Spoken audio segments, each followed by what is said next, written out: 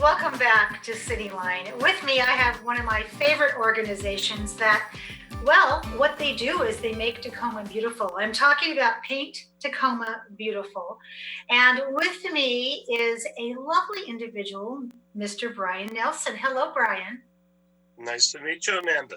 Thanks for having me on. Here. Okay, so we got into a little discussion before we zoomed in here about all the great books behind you in your office. And then we can't really see it, but we could see it before, was this little truck that was up at the top up here. And I said to you, what is that truck? And what did you say to me? I told you it's a Jim Beam bottle in the shape of an ambulance. Because? I was a paramedic many years ago, and I collect toy ambulances and model ambulances. So I love that, because one of my first questions was, since you are new to me, I wanted to find out what your journey was to Paint Tacoma Beautiful. And you are a Renaissance man. You have done so much. Tell us what you do in the wintertime when you're not working with Paint Tacoma Beautiful. Well, during the wintertime, I do taxes for H&R Block. And then in the summertime, at least the last 2 years, I've worked with Associated Ministries in the Paint Tacoma Beautiful program as the Paint Tacoma Beautiful Specialist. I love that. So, Brian, if somebody has not heard of Paint Tacoma Beautiful, what would you say to them? Well, we are part of Associated Ministries, which has been around. Associated Ministries is now in their 51st year. And Associated Ministries has, in the last 2 years, focused very closely on housing and helping people with rental issues and homelessness and all kinds of issues related to housing and people being independent. Part of that is Paint Tacoma Beautiful, and it's been going this is our 36th year. We started in 1985.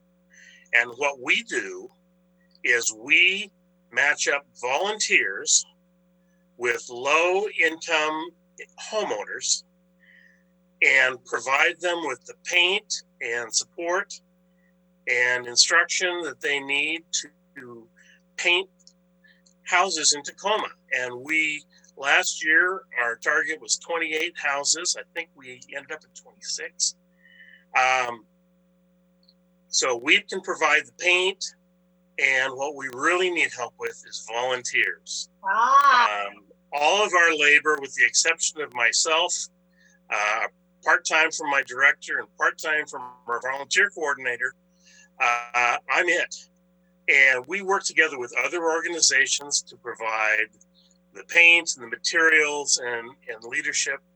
What we really like is to have crews from all kinds of organizations. We have churches, we have employers, we have groups of friends.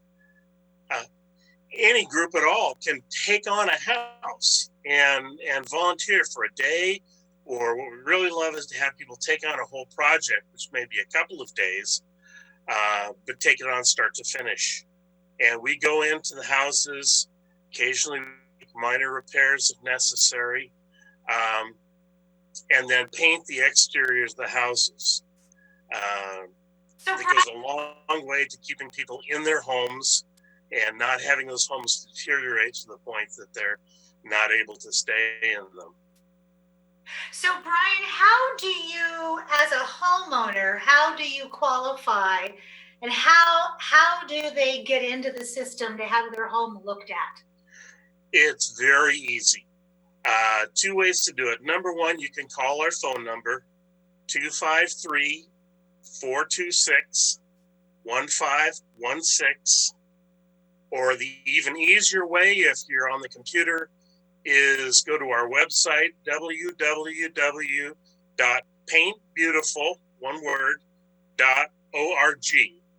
And you'll see on there's big buttons that tell you about how to apply as a homeowner and also how to sign up as a volunteer. So how does a homeowner qualify? Because you've mentioned, you said low income. So give us some of the qualifications in case we ourselves want to nominate ourselves or we want to nominate somebody in our neighborhood. Our standard, and it's set by our major funding comes through the city of Tacoma, basically funneling HUD money to us. One of the requirements is the income limit, and our limit is set at 80% of the median income. And that changes with your household. So it's higher if you've got 2 people, 3 people, 4 people, however many are in your household. That number goes up. One of the things you find on our website right up front is a chart that tells you exactly where you fall, what your total income from all sources. Doesn't matter. It's not taxable income. We're talking about all income. So whether it's disability income, Social Security, anything. We check to make sure, that they are homeowners. We don't do rental houses. We just deal with homeowners, and it has to be owner occupied. And then we do have a basic screening process for that. They have to be within the city limits of Tacoma. That's a grant restriction as well. We used to work together with Pierce County, and so we had the whole Pierce County area, but Pierce County has since pulled back from that. So we're restricted right now to the city of Tacoma, so inside the city limits. So Brian, that's all it takes? Low income, a house that needs painting inside the city limits. That's pretty much it. Okay, so let's switch, because in normal times, the painting process, I'm assuming, is going to have a different look than right now with the concerns about COVID-19. So how does that impact the process? Well, the biggest impact is on people's attitudes. There's a wariness out there, which we absolutely respect. And we try to follow, we're following all of the county recommendations. We've moved our training aspects as much as possible online, so that we either do remote meetings, Zoom, WebEx, whatever, or we're setting up some of our training as video self-study things with a little quiz at the end. There's a few things we have to certify that people have been trained in, so we have to give them a little quiz at the end. That's in development right now, and should be online within the next week or so. So as people volunteer, they'll be steered toward that. As far as on the job sites, obviously, generally we're working with groups of 10 or 12 folks at the most, usually, sometimes more. But and if you've ever painted a house, you know that you're not standing shoulder to shoulder with a painting crew. You got one person taking this piece of the wall, one person doing this, another person doing trim, whatever you spread out. So that makes it fairly easy to maintain a certain amount of distance. We'll also be providing masks for everybody and hand sanitizers as well, so they can maintain their hygiene and personal safety while working at the houses. I love that. It sounds like you've thought of everything in terms of working this through. You mentioned, Brian, that you are looking for volunteers right now. Is that correct? Right now, we're always looking for volunteers, but right now in particular, because now we're in the process of assessing the applicants that we're getting in. We're looking at them, seeing if they do qualify, and then they go through an assessment process. We have a group of volunteer assessors who've been specially trained that normally would have been, in past years, have gone and knocked on the door of the homeowner, sat down and had a meeting. Now we're doing this on the telephone. And then there's a second half of the assessment that deals with the technical stuff, looking at the house itself, what's condition of it, are there any other obstacles? We occasionally run into problems with houses that have other issues that are either higher priority than painting. So if somebody's got major roof issues, we're going to direct them to other agencies and things to get those more important things taken care of as best we can. Occasionally, we have to pass on houses because of safety issues. If there's a portion of the house that has major rot or other safety concerns, sometimes we have to pass on them. And the other thing that gives us difficulty is tall houses, 2-story and above. The most valuable volunteers for us are often professionals, folks like, property managers, construction companies, folks that really know painting and have teams and equipment that can come out and do it. And they can often take what would be a 2 or 3 day project for, say, a church group and turn it into a 1 day project with professionals and get a heck of a job done. And we make a point of putting out a yard sign in front of every house, if homeowners are willing to, that says both Paint Tacoma Beautiful and the name of the organization that's doing the actual painting. We want to make sure credit goes where credit is due. Oh, yeah. And the other thing is the neighbors see those signs and see the painting, and it's not unusual for us to have applicants for the next year from 2 or 3 houses on the street that we painted last year. So it's all good news. It's a way of, sometimes we can uplift and increase the pride in an entire neighborhood.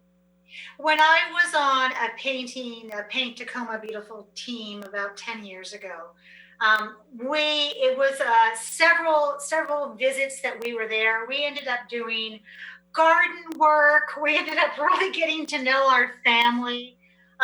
We had a barbecue, our second visit there, and we had all the neighbors come in. I mean, it was really sheer joy, I have to tell you. Yeah, it's a way to get to know people that you didn't know before. And we like to have the crews participate in selecting among the available houses to find one that may be in their neighborhood, some connection to, as well as their skill levels and things. We don't want to get people trying to do a complicated house without any experienced painters. Absolutely. So nobody has to be experienced to do this.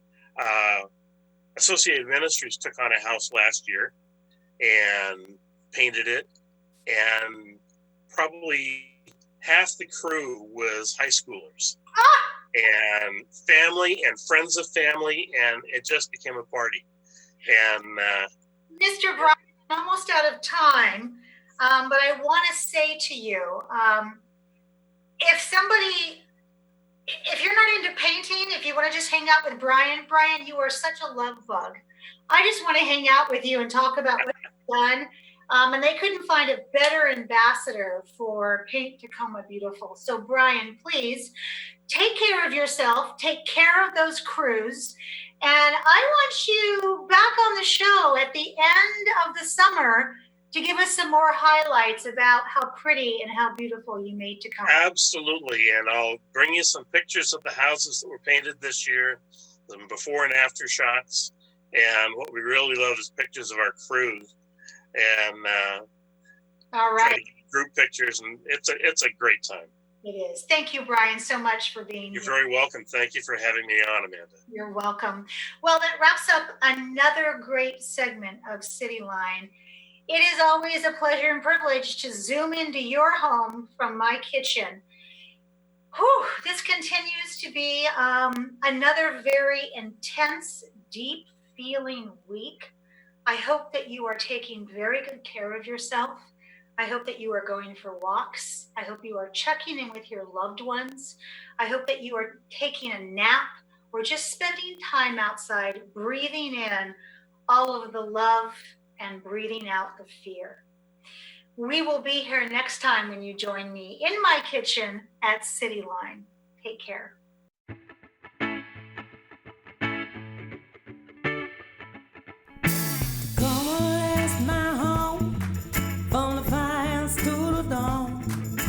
Tacoma, that's my home, yeah, Tacoma, that's my home. Tacoma, that's my home, place I call my own. Tacoma, that's my home, yeah, Tacoma, that's my home. Oh, you're from